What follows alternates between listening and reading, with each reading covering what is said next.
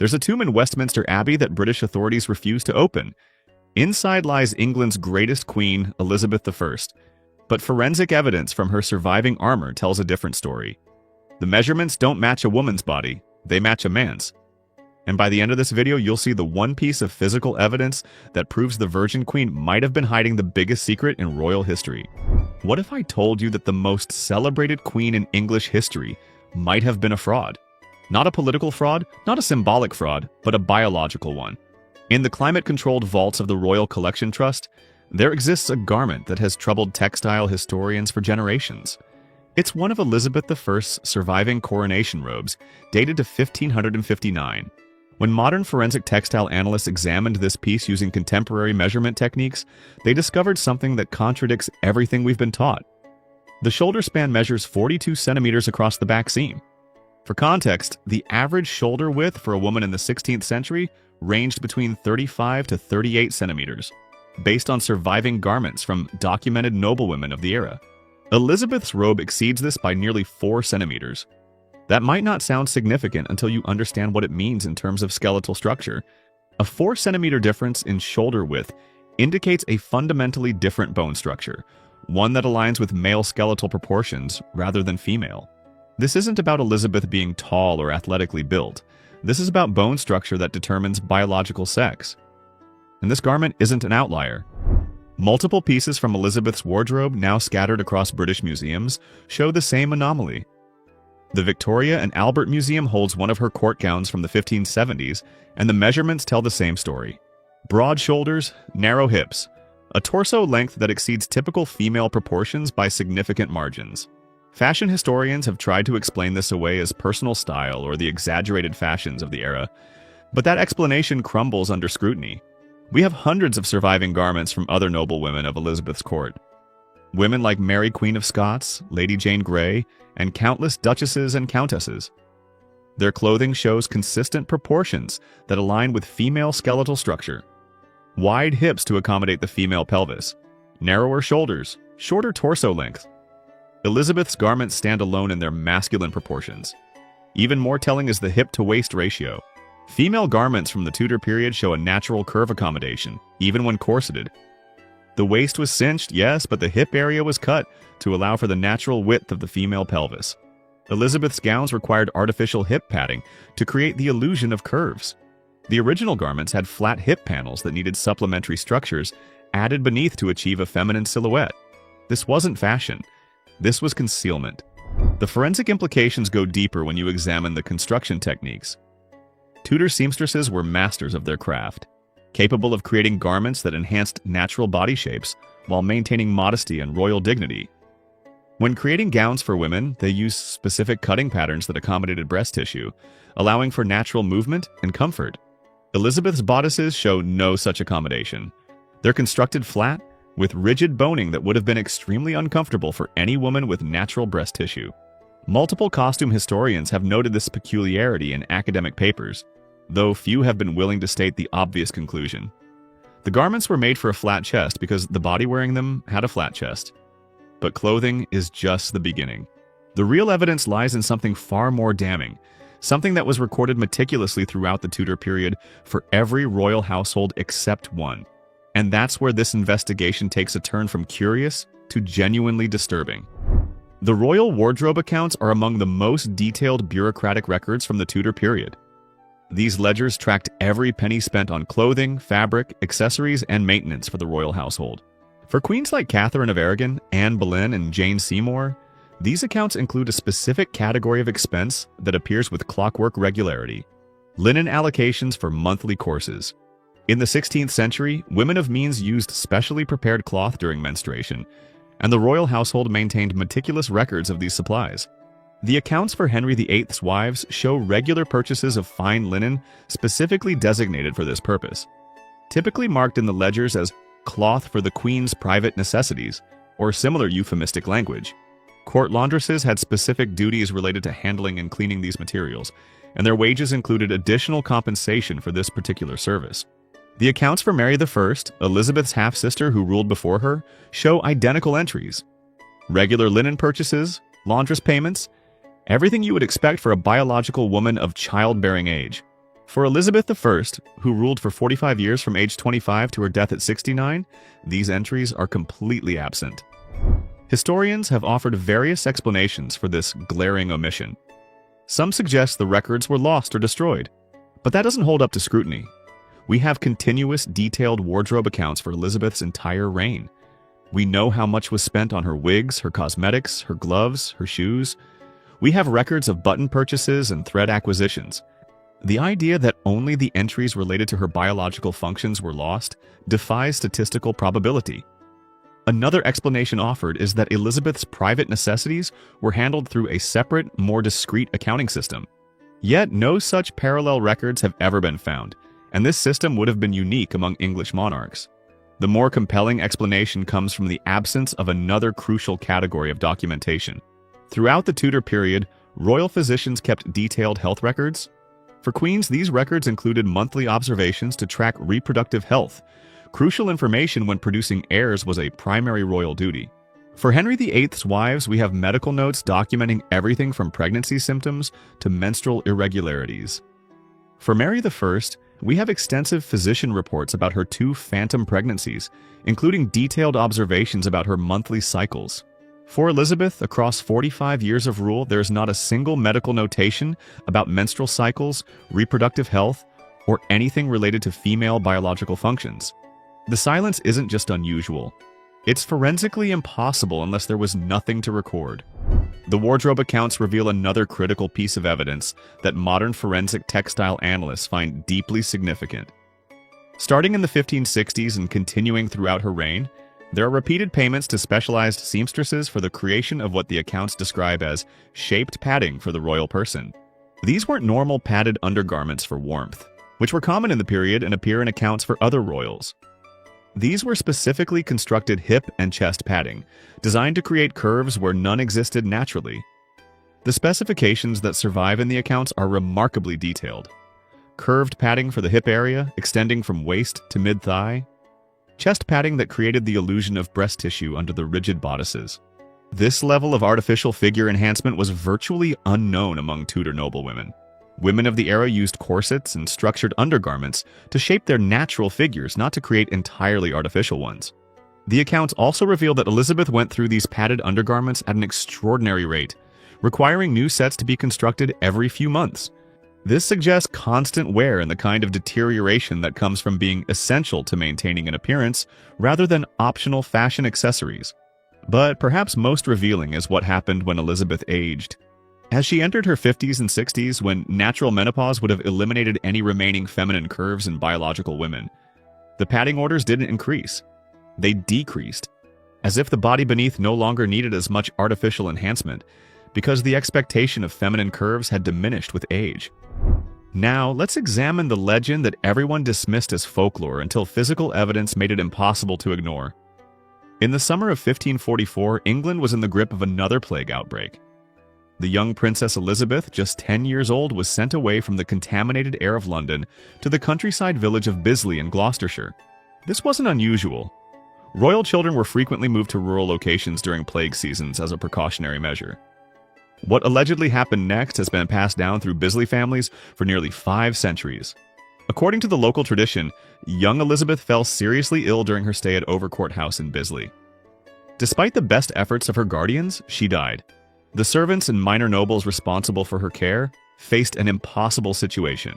They had been entrusted with the life of King Henry VIII's daughter. Henry was notoriously violent when disappointed, and allowing a royal child to die under their watch would certainly result in execution. In their panic, they made a desperate decision. They would find a substitute, present the child to Henry, and hope the deception held. The problem was obvious.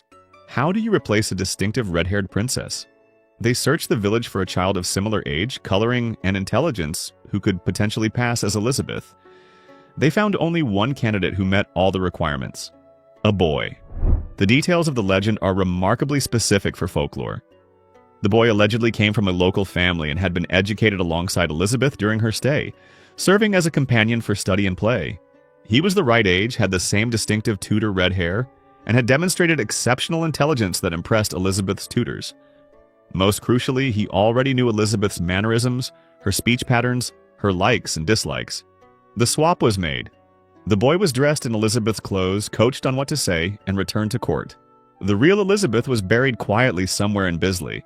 For centuries, this story was treated as nothing more than a colorful local legend, the kind of tale that small English villages love to claim about their historical connections to royalty. Historians dismissed it entirely. There was no contemporary documentation of Elizabeth dying in Bisley, no records of any suspicious events during that summer, no reason to believe anything unusual had occurred. Then came 1879. During renovation work on the churchyard at Bisley, construction workers broke through into an old stone chamber that wasn't marked on any church records. Inside was a stone coffin. When they opened it, they found the skeleton of a young child, approximately 10 years old, dressed in decayed Tudor-era clothing. The skeleton was examined briefly by the local vicar before authorities ordered the coffin sealed and reburied immediately. No photographs were taken. No formal anthropological examination was conducted. The discovery was officially dismissed as probably a child from some forgotten local family. But there's a problem with that explanation.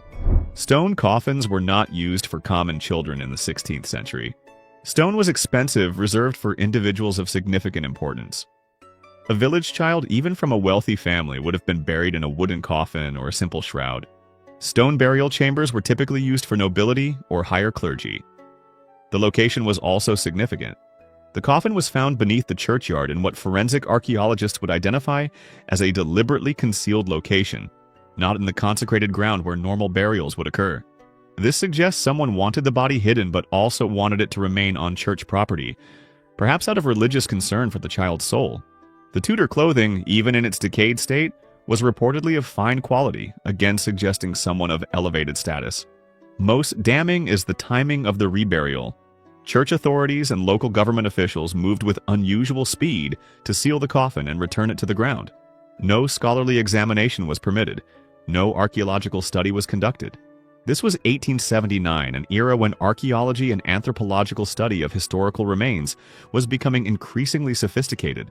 The discovery of any Tudor-era burial should have attracted significant academic interest. Instead, it was suppressed. Today, the exact location of that reburied coffin is officially unknown. Church records claim the location was not properly documented, but locals in Bisley maintain that their ancestors knew exactly where the coffin was returned to, and some claim the spot is still marked by subtle signs for those who know where to look.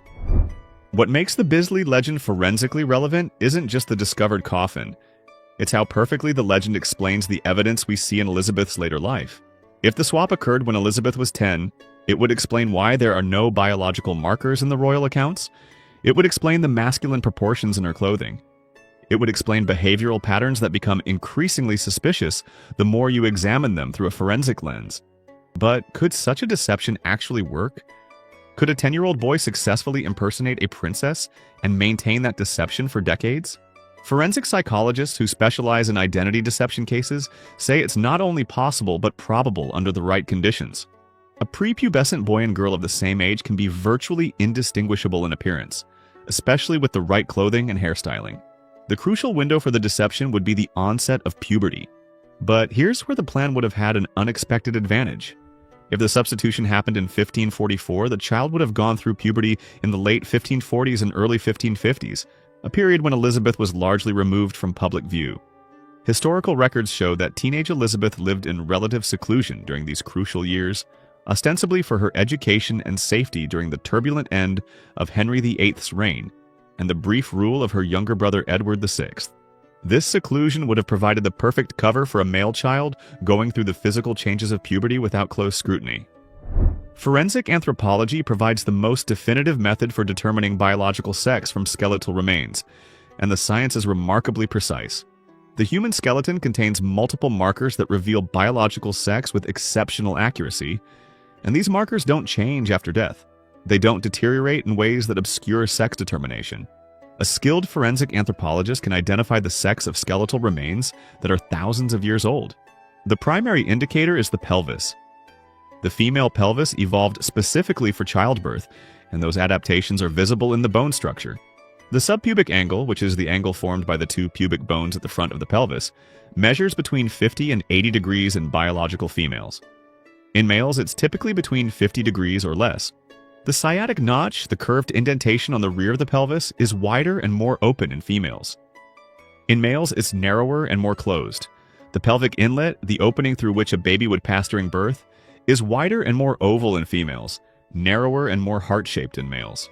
These aren't subtle differences. They're dramatic structural variations that any trained forensic anthropologist can identify, even from fragmentary remains. Studies have shown that pelvic analysis alone can determine sex with 95% accuracy. The skull provides additional confirmation. Male skulls tend to be more robust with more pronounced features. The brow ridge, the bone above the eye sockets, is more prominent in males. The mastoid process, the bony projection behind the ear, is larger and more pronounced in males. The nuchal crest, where neck muscles attach at the base of the skull, shows heavier muscling in males. Female skulls are smoother, more gracile, with less pronounced features. The forehead tends to be more vertical in females, sloping backward more in males. The jaw is typically more square and robust in males, more pointed and delicate in females. When pelvic and skull indicators are combined, accuracy in sex determination rises to over 99%. But the skeleton reveals even more. Long bones, the major bones of the arms and legs, show sexual dimorphism in their proportions and robusticity. Male long bones are typically longer, thicker, and show larger joint surfaces. The attachment sites for muscles and tendons are more pronounced in males due to generally greater muscle mass. Even the hands reveal sex. Male hand bones, specifically the metacarpals and phalanges, tend to be longer and more robust than female hand bones when adjusted for overall body size. Forensic anthropologists use mathematical ratios of bone measurements that have been standardized through thousands of known cases. These formulas can predict biological sex with remarkable accuracy even from incomplete remains. Modern forensic science has additional tools that weren't available even 20 years ago. DNA analysis from tooth enamel or dense bone can determine chromosomal sex. Unlike soft tissue, teeth, and certain bones, preserve DNA remarkably well, even in remains that are centuries old. The amelogenin gene found on both X and Y chromosomes provides definitive sex determination. If Y chromosome markers are present, the individual is male. If only X chromosome markers appear, the individual is female. This test is so reliable it's used in criminal investigations worldwide. Isotope analysis of bones and teeth can reveal diet, geographic origin during childhood, and even stress markers from illness or injury. Radiographic imaging can reveal bone density patterns, arthritis patterns, and skeletal injuries that might correlate with historical accounts. CT scanning can create three-dimensional reconstructions of skeletal structure without disturbing the remains. Every one of these technologies could be applied to the remains in Westminster Abbey with minimal invasiveness. A small bone sample, a single tooth, would provide definitive answers. The technology exists. The methodology is established. The science is sound. Yet every request to examine Elizabeth I's remains has been denied. The official explanation is always the same: respect for the dead, preservation of historical sites, the sanctity of royal burials. But these same authorities have permitted examination of other royal remains when historical questions needed resolution. In 2012, the remains of Richard III were discovered beneath a parking lot in Leicester. The skeleton was subjected to extensive forensic analysis, including DNA testing, radiocarbon dating, stable isotope analysis, and detailed skeletal examination. The results confirmed the identity and resolved centuries of historical debate about Richard's physical condition and the circumstances of his death. The precedent exists for examining royal remains when historical questions demand answers. So why not Elizabeth? What makes her tomb uniquely off-limits? Some historians argue that Elizabeth's cultural significance makes her remains too sacred to disturb. She's a symbol of English national pride, the monarch who defeated the Spanish Armada and presided over England's cultural golden age. But that reasoning is circular. If her legacy is secure, what harm could scientific confirmation cause? Unless, of course, the scientific confirmation would reveal something that undermines that legacy entirely. Westminster Abbey has stated that their policy is generally against disturbing royal tombs, unless there is compelling reason. But surely resolving one of history's most persistent mysteries constitutes compelling reason. The tomb itself has been opened before. In 1867, during renovation work in the Abbey, Elizabeth's vault was accessed and inspected. The records from that inspection are frustratingly vague, noting only that the coffin was intact and no further examination was needed. No photographs, no detailed documentation, just a cursory inspection and immediate resealing. Let's consider what forensic examination of the remains would actually involve. It wouldn't require removing the body from the tomb or creating a public spectacle. Modern forensic techniques are minimally invasive. A small core sample from a long bone, approximately the size of a pencil, would provide sufficient material for DNA analysis, stable isotope testing, and radiocarbon dating verification. This could be done through a small access point without disturbing the coffin's overall integrity. A fiber optic camera could be inserted to document the skeletal remains, recording bone proportions and the condition of the skeleton without physical contact. Ground-penetrating radar could map the interior of the tomb without any intrusion whatsoever, revealing the general skeletal layout and confirming whether the remains are even complete. The entire examination could be conducted with the kind of reverence and care that modern forensic archaeologists routinely apply to historical remains. The British Museum and University College London have world-leading forensic anthropology departments with proven track records of handling historically significant remains with appropriate respect. The resistance to examination isn't based on lack of technology or methodology. It's a deliberate choice to leave the question unanswered.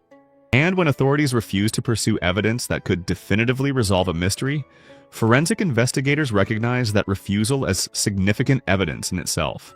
It suggests those in positions of authority already know what the evidence would reveal and prefer to leave it hidden. Elizabeth I's refusal to marry is legendary, celebrated in countless books and films as evidence of her political brilliance.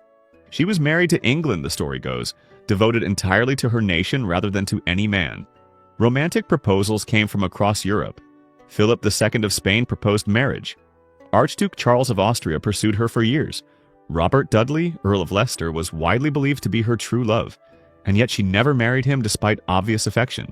The traditional historical interpretation is that Elizabeth used the possibility of marriage as a diplomatic tool, keeping foreign powers interested without ever committing. She maintained her independence and authority by remaining single. But examine this pattern through a forensic behavioral lens, and a different picture emerges.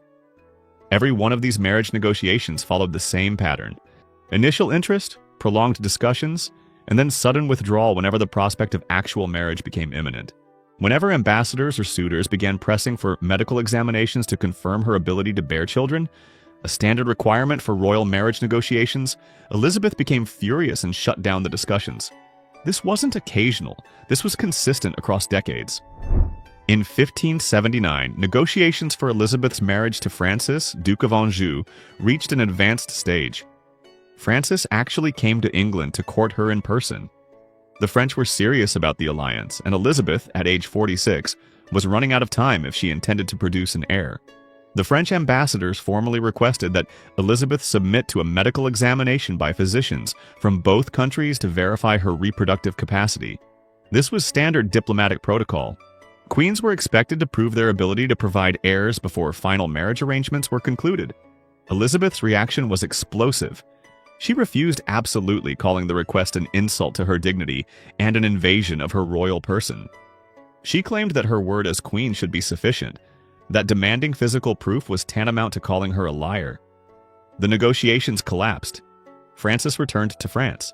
No marriage occurred? Historians present this as Elizabeth asserting her authority and independence. But forensic behavioral analysis sees something else: a consistent pattern of avoiding any situation where physical examination would reveal biological realities that couldn't be explained. The Virgin Queen's virginity was never the point. The issue was whether physical examination would reveal that she could be a queen, but not a woman. And every time that prospect arose, Elizabeth made sure the examination never happened. Then there's the question of her appearance and the extraordinary lengths she went to control it. As Elizabeth aged, she became increasingly obsessive about her public image in ways that went far beyond normal royal vanity. She banned mirrors from her presence in her later years. She required that all official portraits be approved by her personally, and she had portraits that she deemed unflattering destroyed. She wore increasingly elaborate makeup, layer upon layer of white lead-based cosmetics that contemporary accounts describe as being applied so thickly that it created a mask-like appearance. The official explanation is that she was concealing the ravages of age and smallpox scars from an illness in 1562. But other monarchs who suffered smallpox, including her successor James I, didn't go to such extremes. Elizabeth's use of wigs is also notable. She had a collection of over 80 wigs, and from her 40s onward, she apparently never appeared in public without one. Courtiers reported that her natural hair had thinned dramatically, which was attributed to the toxic effects of her cosmetics. But male pattern baldness, caused by testosterone, presents differently than female hair loss. Women who lose hair due to age or illness typically experience diffuse thinning across the scalp. Male pattern baldness creates specific patterns of recession and loss. Several contemporary descriptions of Elizabeth's hair loss mention that it was most severe at the temples and crown, precisely where male pattern baldness manifests. Her voice is another curiosity mentioned in historical accounts. Multiple ambassadors and courtiers noted that Elizabeth had a surprisingly deep voice for a woman, described as commanding and powerful. One French diplomat wrote that her voice was strong and carried well.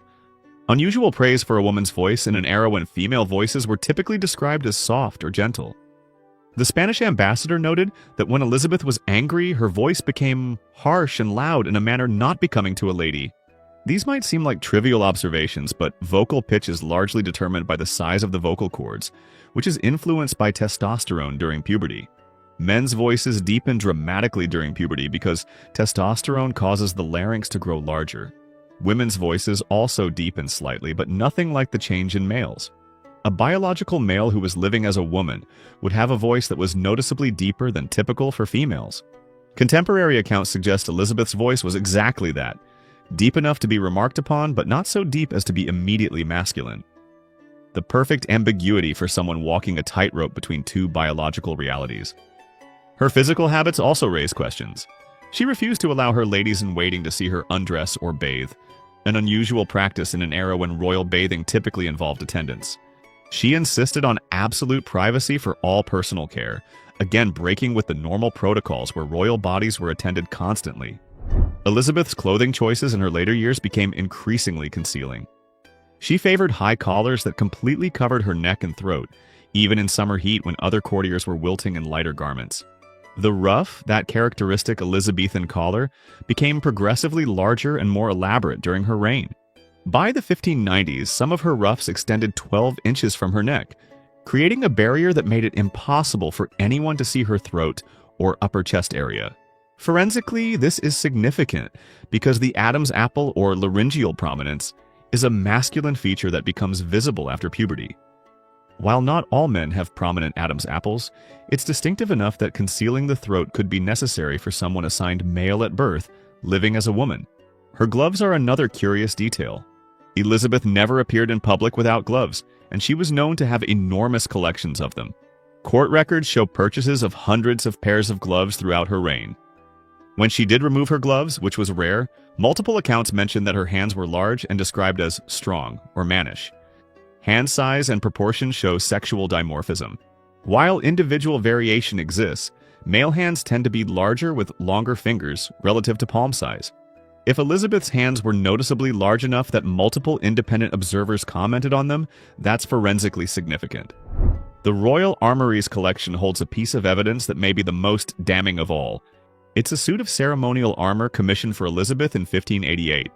Created for her famous appearance at Tilbury where she rallied English troops facing the Spanish Armada. The speech she gave there is one of the most famous in English history. "I know I have the body of a weak and feeble woman, but I have the heart and stomach of a king." That line has been interpreted as rhetorical brilliance for centuries. But what if it was a confession hiding in plain sight? The armor itself tells a story that's hard to ignore. When forensic analysts compared Elizabeth's Tilbury armor to other surviving pieces of female armor from the same period, the differences were stark. Female armor from the Renaissance was specifically designed to accommodate female anatomy. The breastplate would be constructed with curves to allow space for breast tissue. The waist would be proportionally narrow. Most importantly, the hip and upper leg sections would be wider to accommodate the broader female pelvis. Armorers of the period were master craftsmen who understood anatomy and created custom-fitted protection for each client. They knew how to construct armor for women, and surviving examples prove their expertise. Elizabeth's Tilbury armor has none of the characteristics of female armor. The breastplate is flat, constructed exactly like male armor of the period with no accommodation for breast tissue. The shoulder span is broad, measuring 44 centimeters across, which is consistent with male armor and inconsistent with female anatomy. The hip section is narrow, showing no widening to accommodate a female pelvis. Most tellingly, the proportions match male armor so precisely that if you compared Elizabeth's armor to a suit made for a man of similar height, you'd find virtually identical measurements. The Royal Armouries has conducted extensive studies of historical armor, developing databases of measurements that allow them to determine not just gender, but approximate height, build, and even age of the original wearers. When Elizabeth's Tilbury armor was analyzed using these databases, it matched the profile for a biological male standing approximately 5 feet 7 inches tall, slender build, young adult. That analysis has never been officially published, but the data exists in the Armory's research archives. The standard explanation offered is that the armor was never meant to be truly functional, that it was ceremonial and therefore not fitted with the same precision as battle armor. But that doesn't hold up to examination. Ceremonial armor still had to be wearable. Elizabeth wore this armor in public and needed to be able to move in it. Armorers wouldn't create something uncomfortable or ill-fitting for such an important public appearance. Consider what would happen if the remains in Westminster Abbey were examined today and found to be biologically male. The implications would extend far beyond historical curiosity. Every aspect of English history would need to be re-evaluated. The legitimacy of Elizabeth's reign would be questioned. The religious settlement she imposed, establishing the Anglican Church's form and practice, would be seen differently. The defeat of the Spanish Armada, celebrated as a defining moment of English national pride, would take on new dimensions. The cultural flowering of Elizabethan England, the works of Shakespeare, Marlowe, and Spenser, all occurring under her patronage, would be reconsidered through a different lens. The entire concept of female monarchy, which Elizabeth's reign helped establish as viable and effective, would be built on a foundation of deception. This isn't just about historical accuracy, it's about national identity. Britain has built centuries of cultural mythology around Good Queen Bess, the Virgin Queen who proved that a woman could rule as effectively as any man. School children learn about her as a feminist icon, a woman who refused to let her gender limit her power. Revealing that she was biologically male would shatter that narrative. It would turn a story of female empowerment into something far more complex and uncomfortable. A story about the lengths someone would go to in order to hold power in a world that wouldn't accept them as they were. But here's what's crucial from a forensic standpoint. Evidence doesn't care about national mythology. Bones don't lie to preserve legacy. DNA reveals truth regardless of how uncomfortable that truth might be. The evidence we've examined points in one direction. Garments with masculine proportions that required artificial padding to create feminine curves. Armor constructed for a male body. The complete absence of biological markers and meticulous royal accounts that tracked everything else. Behavioral patterns consistent with someone concealing physical realities that couldn't be explained. Historical legends with physical evidence that was quickly suppressed. And most significantly, the consistent refusal to allow any examination that could definitively resolve the question. In forensic investigation, when all the evidence points toward a conclusion, and those with the power to confirm or deny that conclusion refuse to pursue the evidence, investigators draw logical inferences. The remains in Westminster Abbey could end this debate tomorrow. A single tooth, a small bone sample, non-invasive imaging. The truth is right there waiting to be revealed.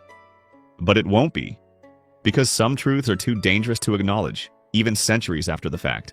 The question isn't whether forensic science could prove Elizabeth I was biologically male. The question is whether anyone will ever be allowed to check. And the answer, at least for now, is no. Before you go, if this investigation into one of history's greatest mysteries made you think differently about what we accept as historical fact, do me a favor. Hit that subscribe button because we're not done digging into the evidence that official history wants to ignore. Drop a comment with your theory. Are the skeletal markers enough to demand examination, or should Westminster Abbey stay sealed? And smash that like button if you want more forensic investigations into the past, because the bones are still waiting to tell their story, even if the establishment doesn't want us to listen.